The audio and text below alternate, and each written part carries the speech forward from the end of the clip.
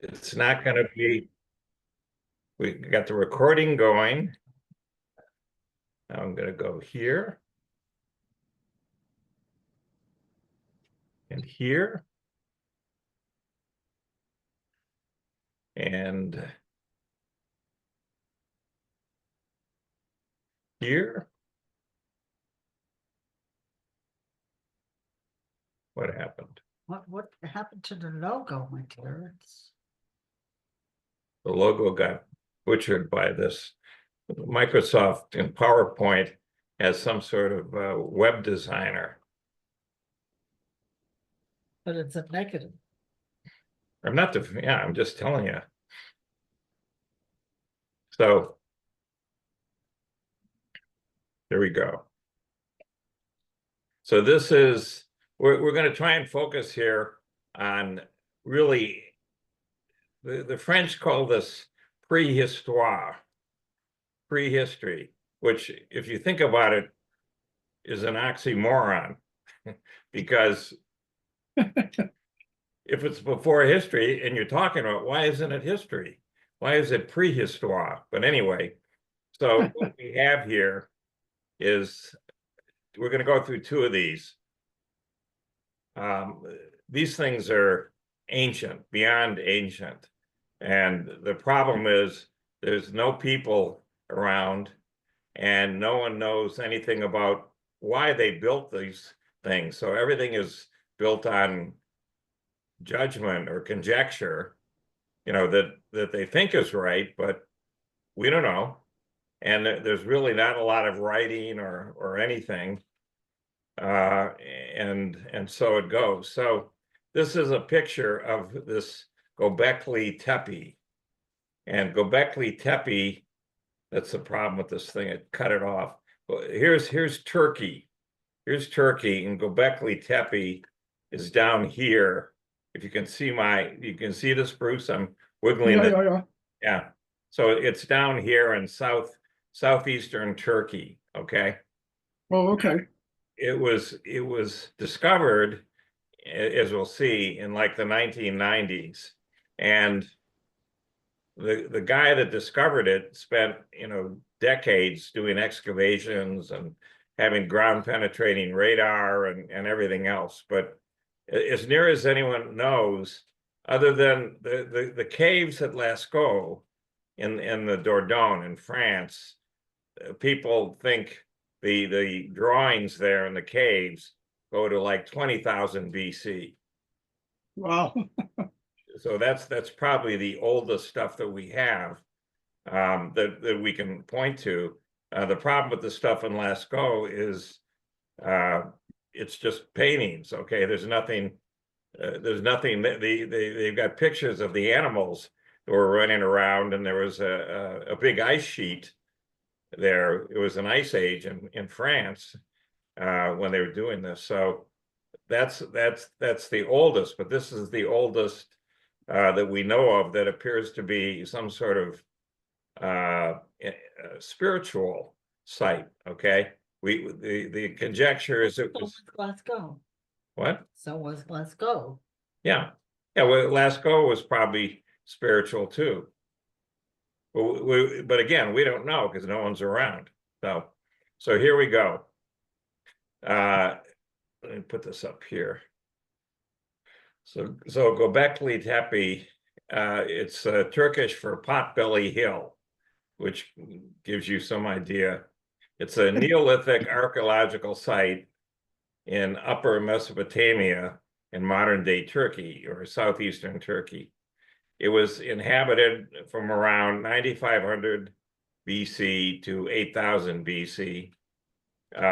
And everyone thought this was in the pre-pottery Neolithic era. But if they did all this, there probably was some pottery floating around they just haven't found. So, what can you say? Now, these dates throw you off, okay? But the way that I think about it is if we look at when Gobekli Tepe was built to then when the pyramids were built, and then we look at the time from the pyramids to today, this period from when Gobekli Tepe was built until the pyramids were built is longer than the period from when the pyramids were built till today. So this is greater than all of recorded history. Just right. one section, and that's a tip-off as to how little we know.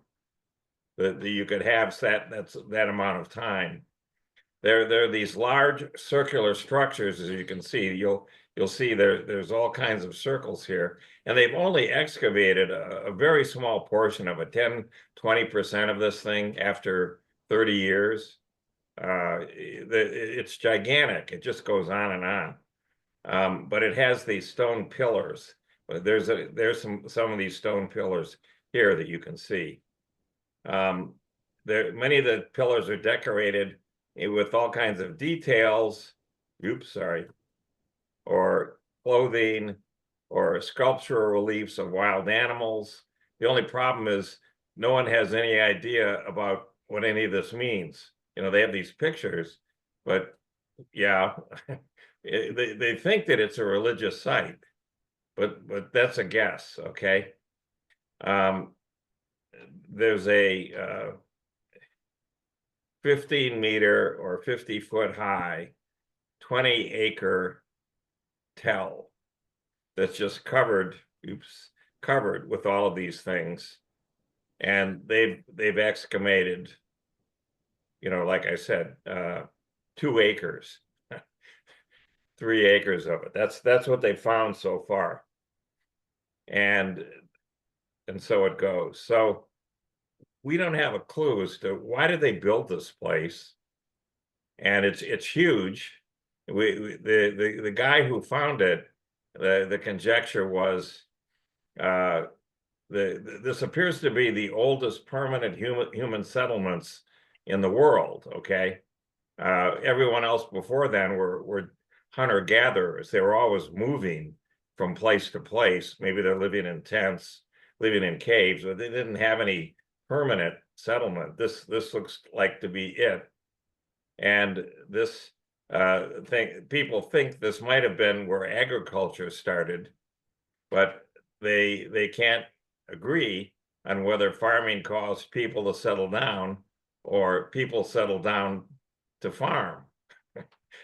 What they're hunters, okay? So it's dangerous. If you become a farmer, then you're not a hunter. So how are you going to eat?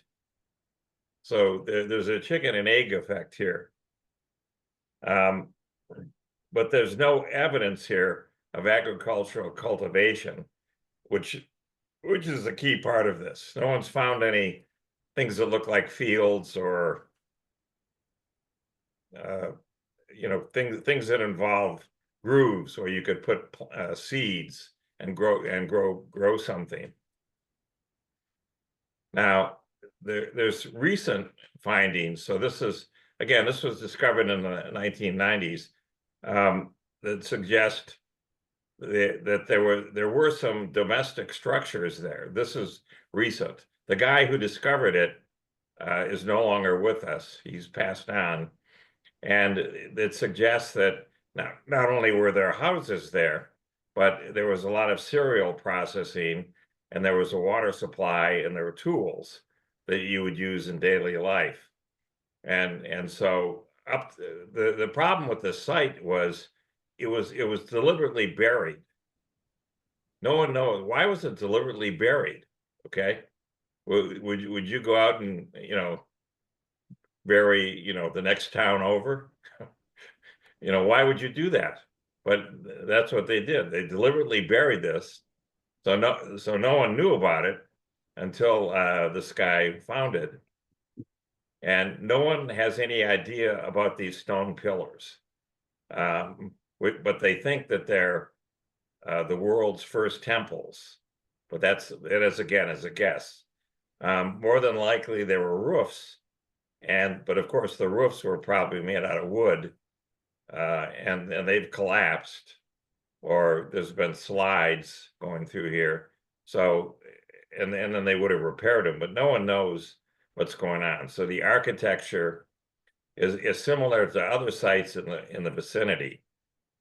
So this is something to keep in mind. it was actually first noted in 1963, but it took until 1994 for this archaeologist in Germany, Klaus Schmidt, to recognize how old it was. And he started doing his excavations, and he died after 20 years. So people are still working on it, from Istanbul University and a museum and a German archaeological institute. They're going at it, and UNESCO has designated Göbekli Tepe as a World Heritage Site. Having outstanding universal value is one of the first manifestations of human-made monumental architecture. We went to Chaco Canyon in New Mexico, and if you get out a map, if you look at satellite photos of New Mexico, you'll see that Chaco is sitting there it's basically northeast of Santa Fe and Albuquerque. But it also is a UNESCO World Heritage Site. And it has roads. One road goes straight to Mesa Verde, which is where there were pueblos with cliff dwellers. And it's just straight as an arrow. Just, you could look on the satellite photo, you don't see the road bending at all. There's no need for it to bend. There's no hills. And another road goes in the other direction to Canyon de Chelly, which is in northeastern Arizona. So Chaco was the center of a huge amount of Anasazi Native American activity. And that's why it got this World Heritage Site. So they don't give these World Heritage Sites out lightly. As of 2021, like I said, 10% of the site had been excavated. And they're really dealing with, I keep clicking on this. They have these mounds there, and each of the mounds seems to hold at least 20 of these enclosures like we see here, 20 of these, and there's a whole pile of these mounds. So this is like a gigantic activity to build all this stuff and have everybody, and maybe they went there once a year, who knows, but it was a huge amount of work. It's located in the Stone Hills, which are the foothills of these mountains in Turkey. It's at the headwaters of this Balik River, which is a tributary of the Euphrates. I think I just opened the window. Yeah, hold on. Let me close this. Yeah, that's the Balik River there. And the site is an artificial mound, what they call a tell, on a flat limestone plateau. And in the north, there's a narrow promontory that connects the plateau to the neighboring mountains. So the ridge descends steeply into the slopes and cliffs in all the other directions.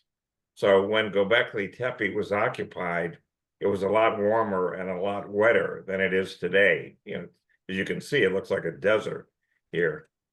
The site was surrounded by open grassland or steppe with probably abundant wild cereals, including some type of early corn, they call einkorn, wheat and barley, and there were probably herds of grazing animals like wild sheep, goats, gazelles, and so forth. And there were large herds of gazelles that may have passed by in seasonal migration. But there's no evidence of any woodlands being here. 90% of the charcoal recovered at the site came from pistachio or almond trees, which themselves are not good for fires. So the Neolithic pre-pottery sites in this region which Göbekli Tepe is the most well-known, were built at a high point on the edge of the mountain. So they had a wide view over the plain and they had good visibility. So they had good access to raw materials, the soft limestone bedrock that the complex was built on, and the flint to make the tools to work the limestone. And they had a rainwater harvesting system. They found carved channels that fed several cisterns carved into the bedrock under the site, which could hold at least 5,000 cubic feet of water. And so you start to get some idea of this is a lot of water. There's a lot of people there doing this. And the local water table may have been higher, so the springs were closer to the site, and the springs are now dormant today.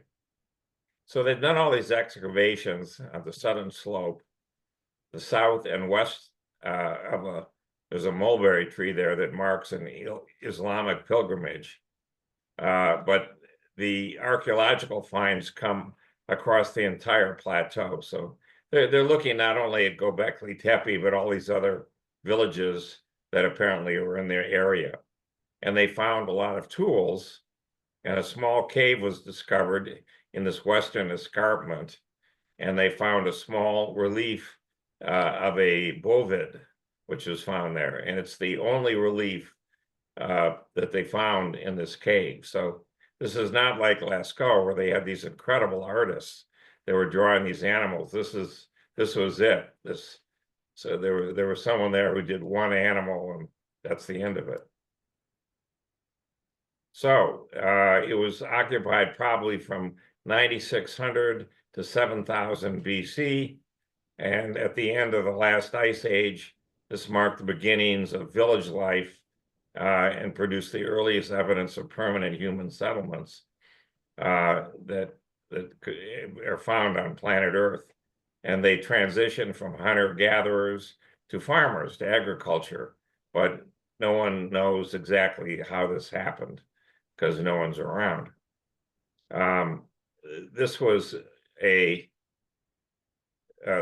while it's called the Neolithic Revolution, it took a long time, and it was highly variable. You could see some hunters wanting to become farmers and failing, and so then they went back to hunting and so forth, till they finally figured out how to really crack farming.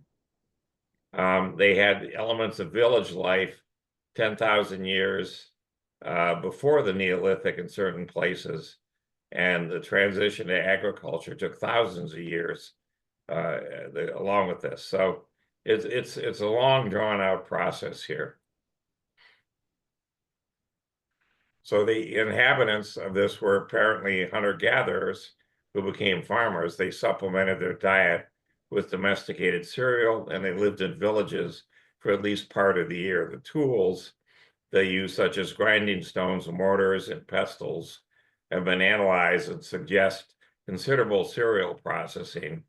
And the archaeozoological evidence hints at a large-scale hunting of gazelle in the midsummer to autumn timeframe. So they had meat to go with the grain. There are lots of clusters of stone or mud brick houses, but there were also these monuments and large buildings. So there were towers and walls at what is now called Jericho, as well as large, roughly contemporary circular buildings at Gobekli Tepe and these other sites that are around Gobekli Tepe. The archaeologists typically associate these structures with communal activities, together with the communal effort needed to build them. So this meant that there was a society there, and that they had somehow to interact with one another and had some sort of rules. And again, it's felt that this was probably a religious site as well, but again, no one knows what was going on. They have these T-shaped pillars there. It's easy to find them. Here's a picture of one here. You can see one here. There's a top to it, and then it goes down. So it's a T, and there's other stone stelae that aren't the T shape that have been documented at other sites. But Gobekli Tepe has lots and lots, hundreds of these T-shaped pillars that are they're probably 6 feet tall, and you know, they could weigh you know, 100 pounds or more. You know, and so they have so many of them. You wondered what in the world were they doing to get all these things there that made it so important for them to have these pillars.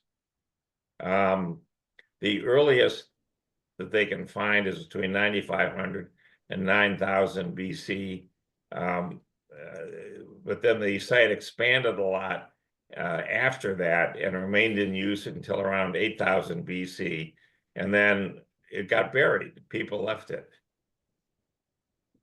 So Schmidt, who was the guy who discovered it, dated the site based on the types of stone tools found there. And he spent a lot of time with radiocarbon dating and published this in 1998. And the thing that came clear is he was going back to the late 10th and early 9th millennium BC, 500 to 1,000 years later than anyone thought. But the team explained this discrepancy in light of their theory that the material was brought to the site from elsewhere when it was abandoned, and so it wasn't really representative of the actual use of the structures. So what they did instead was they found organic material that was preserved in the plaster of the walls of the structures, and this gave them very consistent dates of middle or even early 10th millennium BC, which led to a huge revision of this chronology.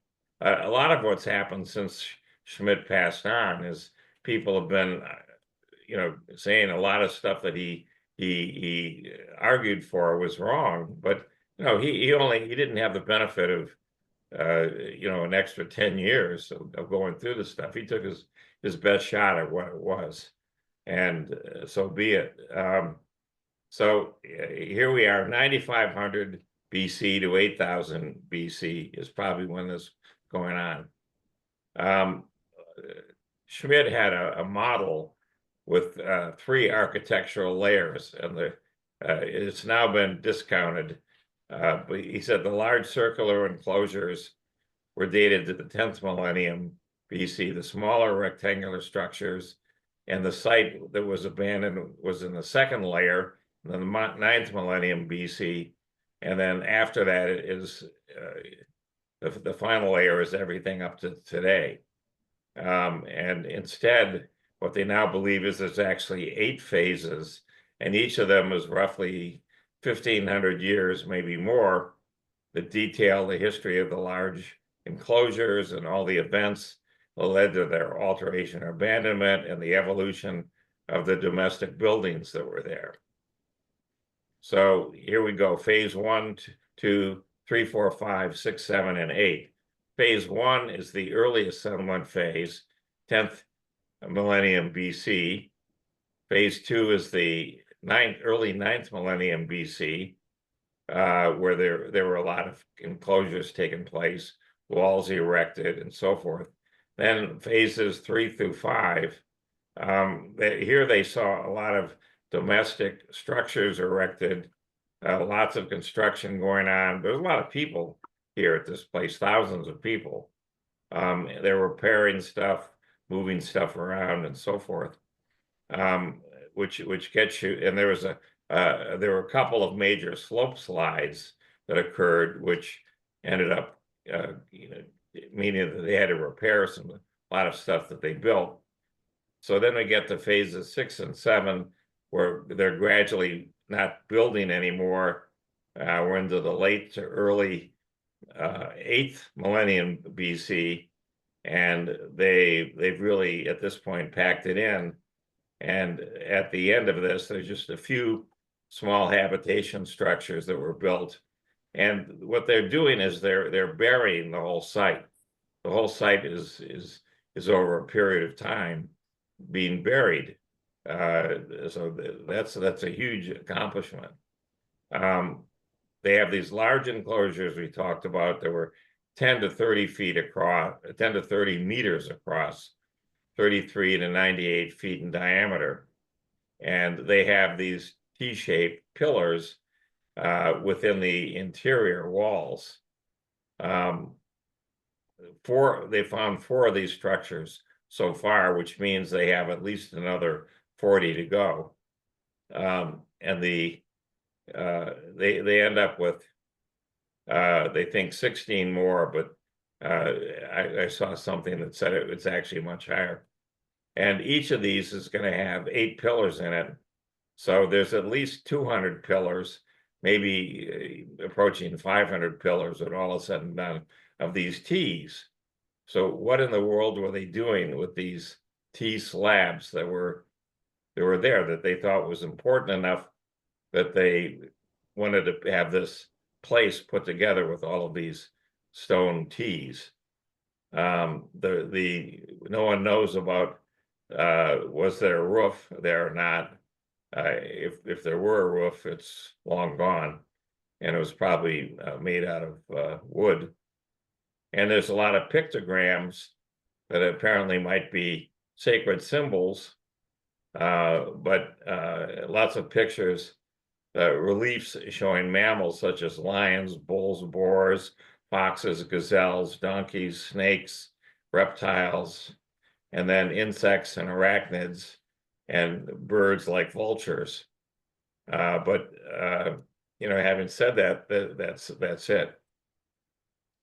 So there's a few humanoid figures, though, that appeared in the art at Göbekli Tepe. This is one of the key things. Some of the T-shaped pillars have human arms carved on the lower half, which suggests to the site excavator Schmidt that they're intended to represent the bodies of stylized humans, or perhaps gods or deities. And there are loincloths that appear on the lower half of a few pillars. And Schmidt thought that the horizontal stone slab on the top symbolized shoulders. Remember, it's a T, so there's a horizontal, the T, top of the T, suggests that the figures were left headless. Well, this is just a guess. Whether they were intended to serve as surrogate worshipers or symbolize venerating ancestors, or is there something supernatural or anthropomorphic? No one knows.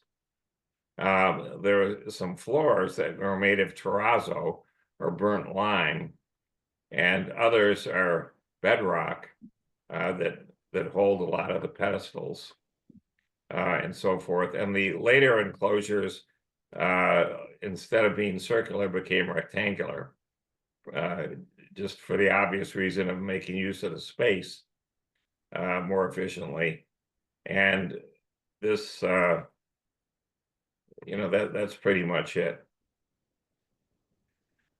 They had these slope slides occurring, so they had to rebuild the walls from time to time, rebuild the houses. There was a particularly bad one, which really wiped out a big piece of one of these structures. And the end result of this was they spent a lot of time in repair work and stabilizing, and they probably learned a lot about not doing things there because of the slide, that they're much more sensitive to the slides can do them in. However, it all proved useless.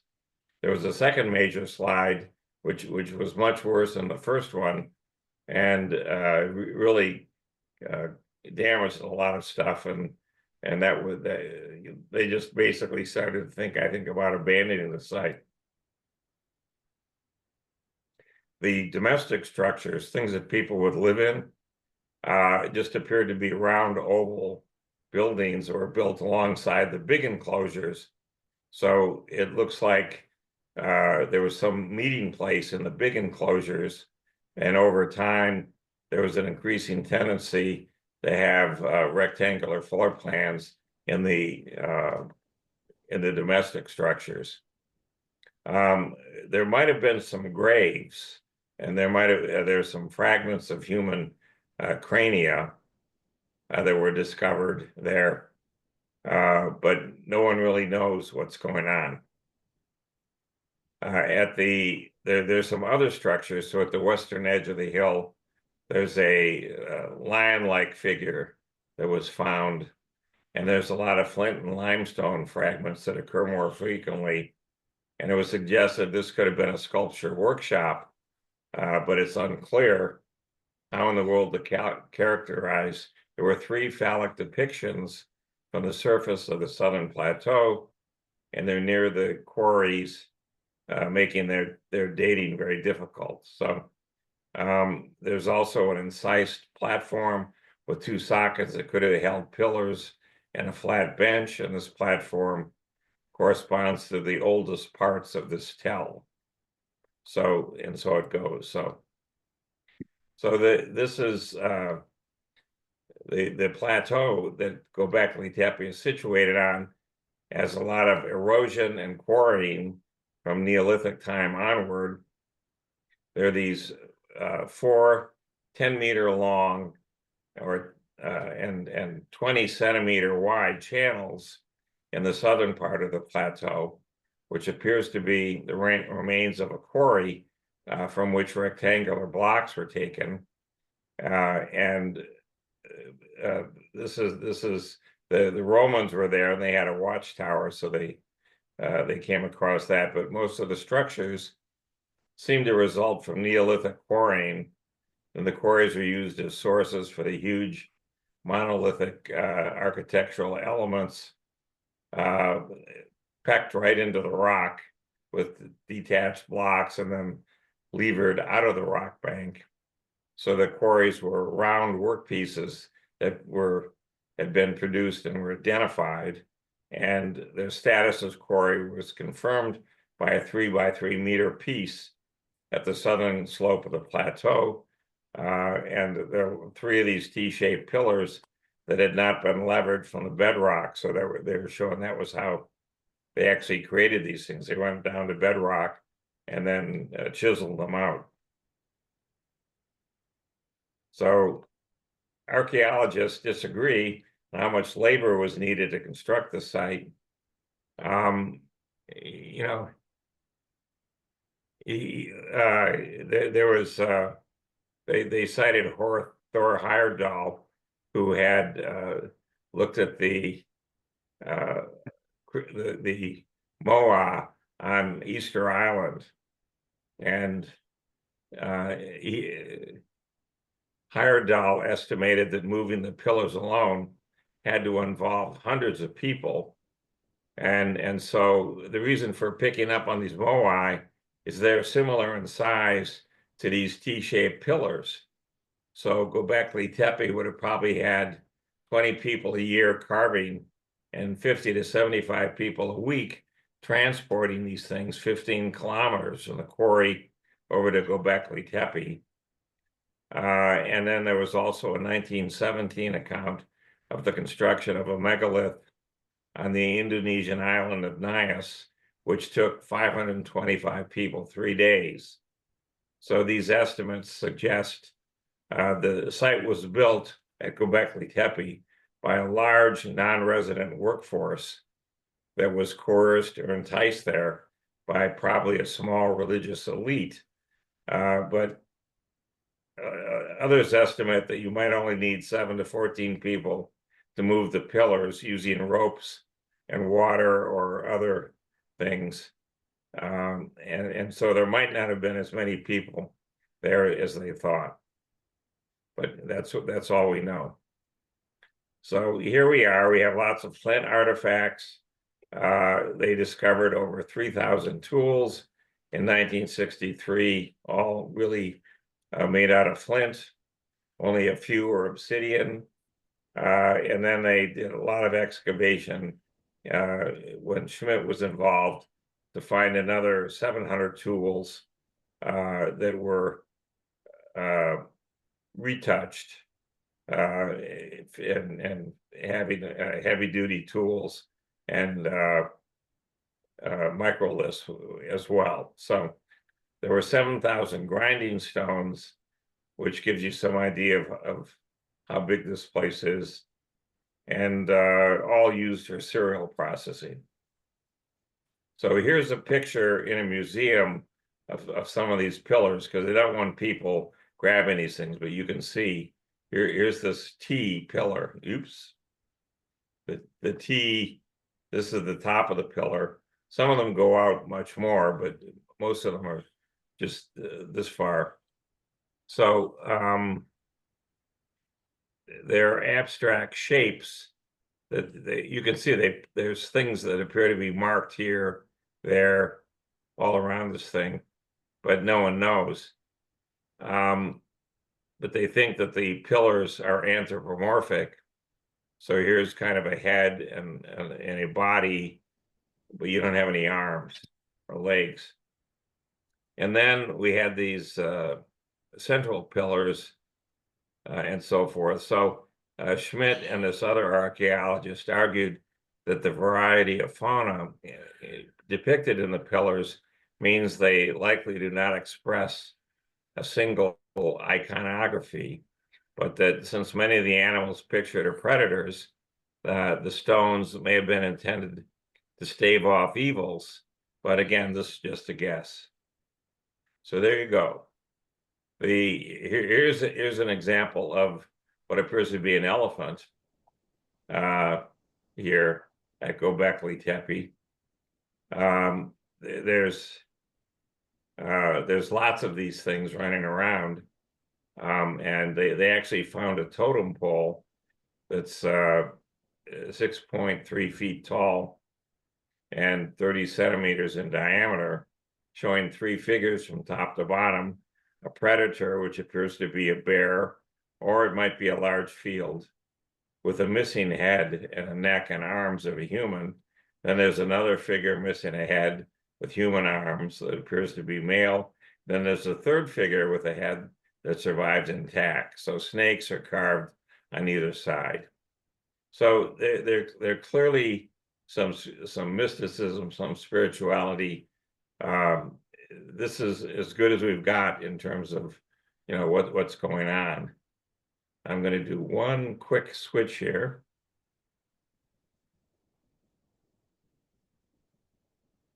To this.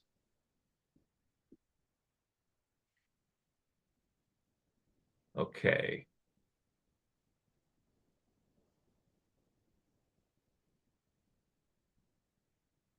Let me get this out of the way.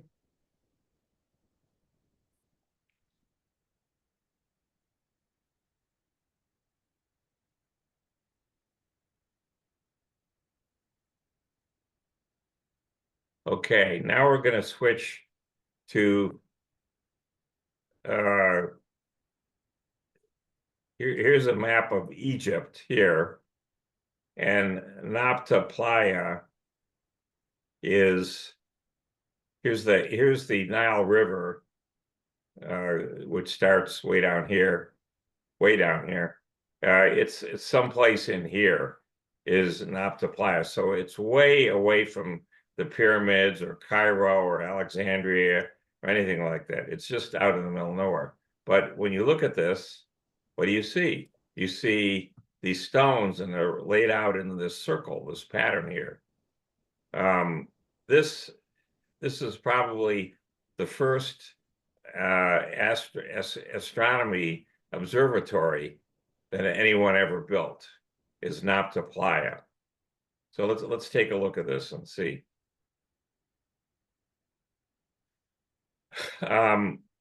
It's 800 kilometers south of Cairo, 100 kilometers west of, this is Abu Simbel, is on the Nile. So today it's a desert, but back in probably 7500 BC, which is just when Göbekli Tepe was winding down, this was probably a very lush area, a lot of rain, a lot of steppes or grasses that were here, a lot of animals and so forth. Very different than what we see today. Now today the Western Egyptian desert is totally dry, but there's a lot of evidence that there were several human periods when up to 500 millimeters of rain would fall per year. And the last one of these They occurred during the interglacier and glaciation periods. So there were different glaciers running around 130,000, 70,000 years ago. And so this whole area here was a savanna that had lots of animals. There's buffalo, giraffes, antelopes, gazelles. So around the 10th millennium BC, just same time frame as Göbekli Tepe, they seemed to get more rainfall, and there actually was a lake here. So probably this Nabta Playa was built next to this lake, so they had a source of water. The findings of the archaeologists show that there are small seasonal camps in the 8th to 9th millennia BC. Again, just when Göbekli Tepe is going at it. But the key thing is the people who occupied this region may have been actually pastoralists. So they would have they would do grazing. They'd have animals, and they would graze on the savanna that was out there. But other people, of course, object to this. Who knows who's right? The cattle remains that they found here have shown to be really wild cattle, and the hunter-gatherers were going and actually penned up sheep, wild Barbary sheep, an animal that was never domesticated, so they would just eat it or use its wool or skin for whatever. And in 2018, they found early cattle remains that were wild hunted aurochs, while there was domesticated cattle in the late 7th millennium, which probably originated from cattle coming over from the Euphrates Valley. That's a conjecture. So there were large settlements that have started to appear here in the 7th millennium, and they're all relying on deep wells for sources of water. There are lots of huts that were found, but they're all laid out in straight rows. And there's lots of wild plants. There are legumes, millets, sorghums, tubers, and fruits. So around 6800 BC, they began to make pottery totally locally. Hold on a second. Hello? Another telemarketing call. Ah, Yeah. So there was early pottery that they found here. There were lots of hearths, so they had access to wood. And when they looked at the remains of people, looked at their dental data, that the people probably came from south of the Sahara in Africa, except the Sahara at that point was probably a pretty covered with grass. It wasn't at all like what it is now. And but there were also some perhaps North African tendencies that people saw. So it was a mixed group of people. People got around, and there was something special about this place that grabbed people. So the thing that they discovered here is that, sure, this appears to be a Stone Age people, but they laid these stones out in a particular pattern. And they appeared to be more organized in their lives than people that were living closer to the Nile. So they had planned layouts to the villages, they had deep wells. The region was probably only occupied seasonally in the summer when the local lake had adequate water for grazing cattle. And the indigenous inhabitants may have had significantly more advanced knowledge of astronomy than previously thought possible. That's due to this one guy that we'll come to in a minute, who did a huge amount of work here on this. as an astronomical observatory. So by the sixth millennium BC, there appears to be evidence that there was some sort of religion or cult appearing. And from 5500 BC, the late Neolithic period began, but there was a complex social system that expressed a degree of organization and control not previously seen. And these new people were responsible for sacrificing cattle, burials, and they had roof chambers that they had put together. And this cattle cult that was there marks an early evolution of ancient Egypt's cult of Hathor. So Hathor was worshipped as a nighttime protector in desert regions.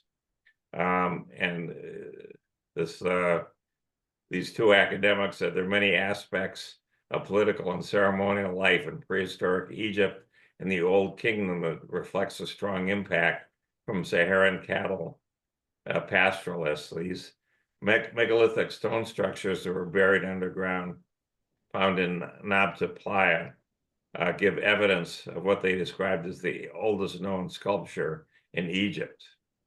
So there you go. They created what is apparently the most earliest known archaeoastronomical device. Other people, they found examples of this in Germany and in Malta, but this is the granddaddy of them all.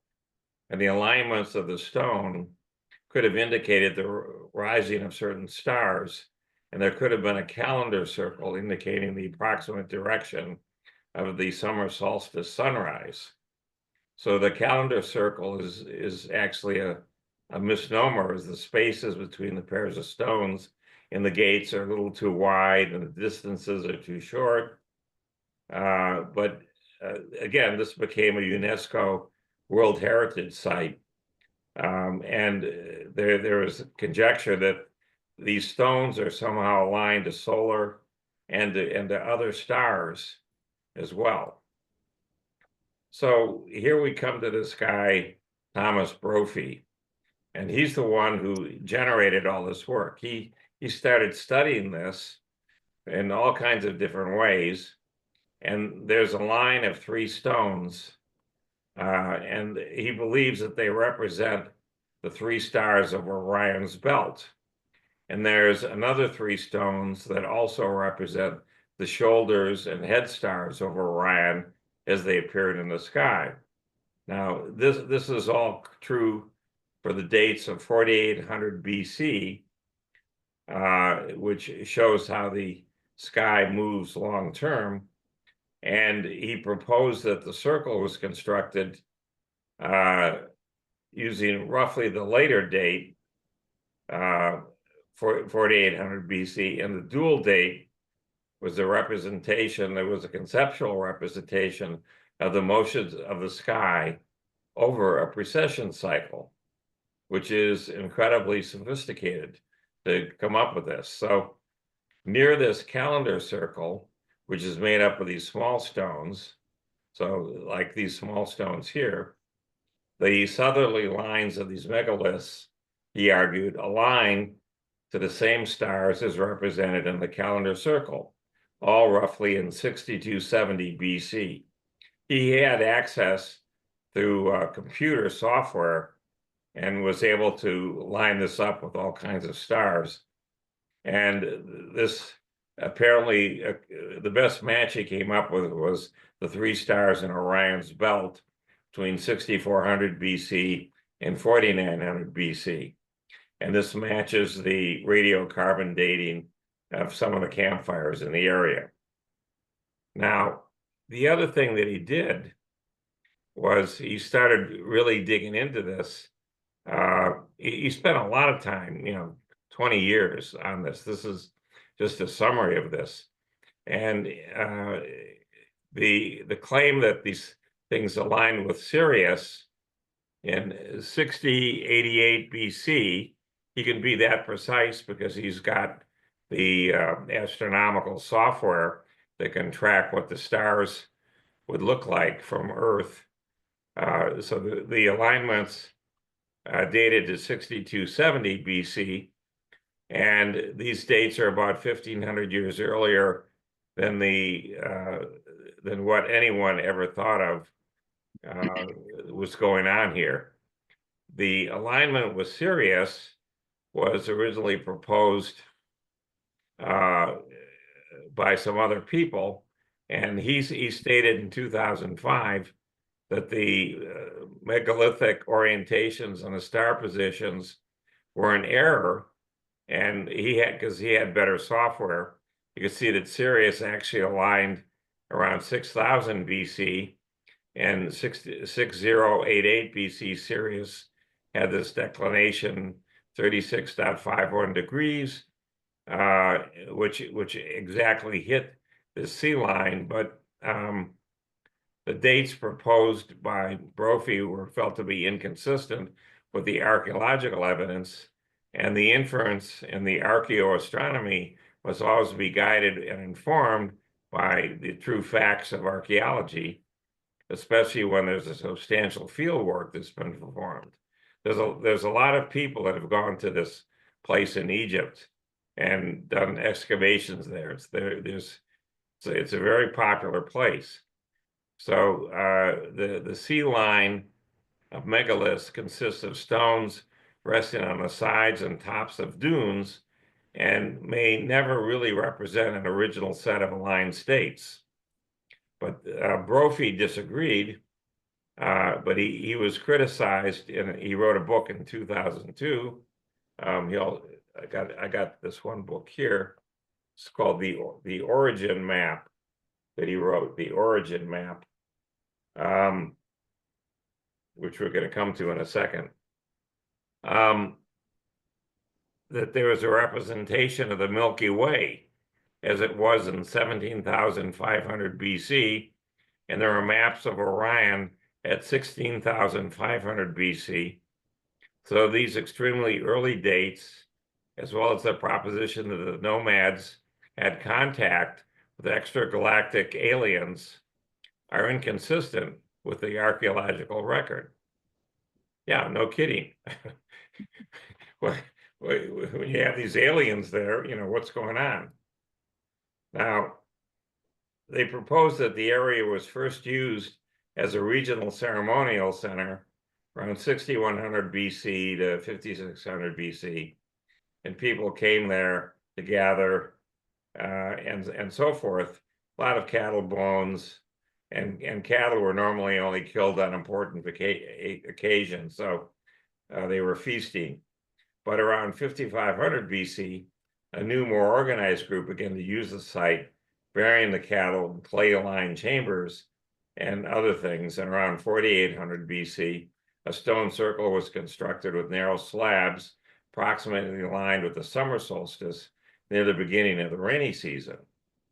So now more complex structures followed during a megalith period that the researchers dated between 4500 BC to 3600 BC.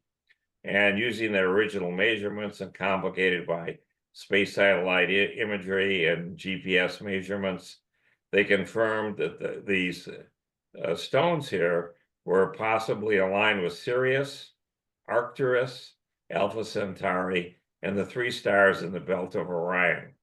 So this really is one of the first observatories. Now, there's three pieces of evidence that suggest these astronomical observations, that the place could have functioned as a necropolis.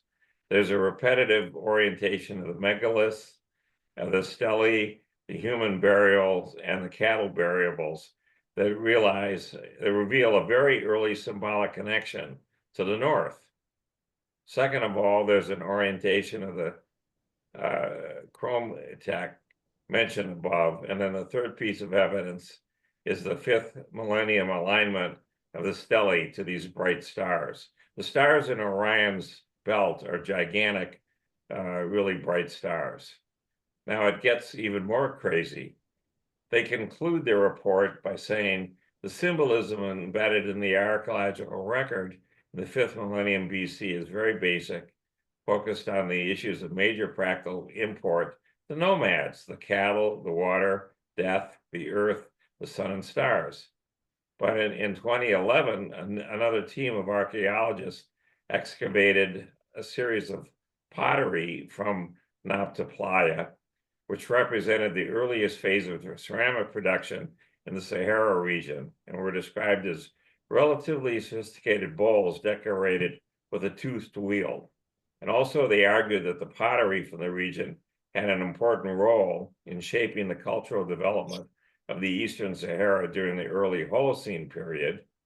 And the authors concluded it's likely that the early Holocene colonizers of the southwestern desert, the hunter-gatherer cattle keepers, came to the fringes of the Sahara from the Nile Valley and shared an almost identical output of technology with the culture from Lower Nubia. So in schools today, we're taught that ancient Greece is the progenitor of what, after many twists and turns, would become our Western culture. But the Greeks themselves routinely acknowledged that their intellectual and cultural debt was really to the far older Egyptian civilization. Remember, Pythagoras spent 20 years, around 600 BC, in Egypt, and Plato described the downfall of still more ancient Atlantis when he visited Egypt, talked to the priests that were there. So this Hermetic tradition was kept alive through the Dark Ages and medieval times by generations of Neoplatonists, magicians, alchemists, Kabbalists, and astrologers. So when Kepler discovered the laws of planetary motion, he believed he'd rediscovered knowledge possessed by ancient Egypt. Newton believed that the ancient measures existed as long as there had been history and were based on ancient knowledge of the size of the earth.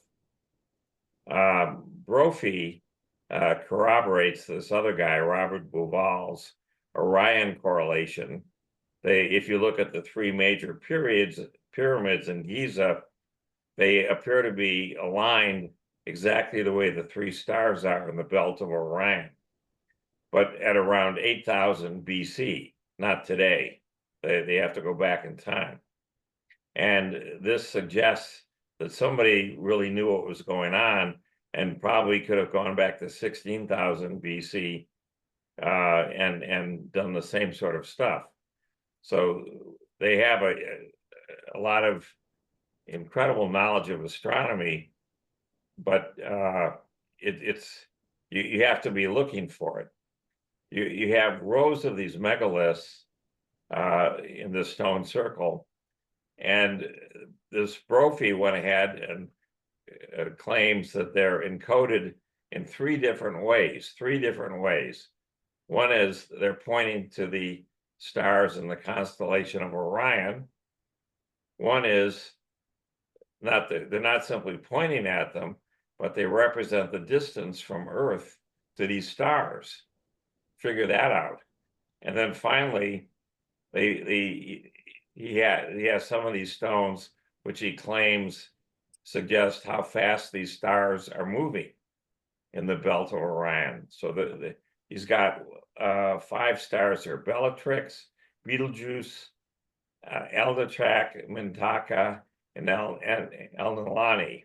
These 5 stars. So they're all captured here in this set of stones in Nabta Playa. Now, if you go look in modern astronomy, even with the telescopes that we have today, people still aren't sure how far away these stars are, really.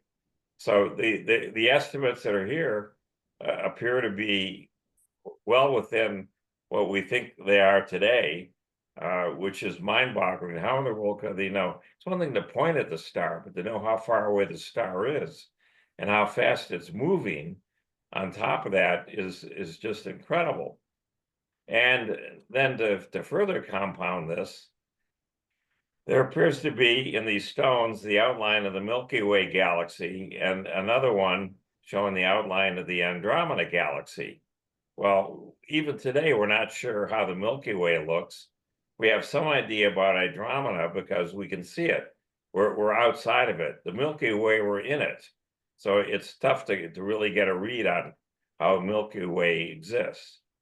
But all of these things that they were seeing here in these outlines and so forth suggest that the dates we're dealing with are 17,700 BC.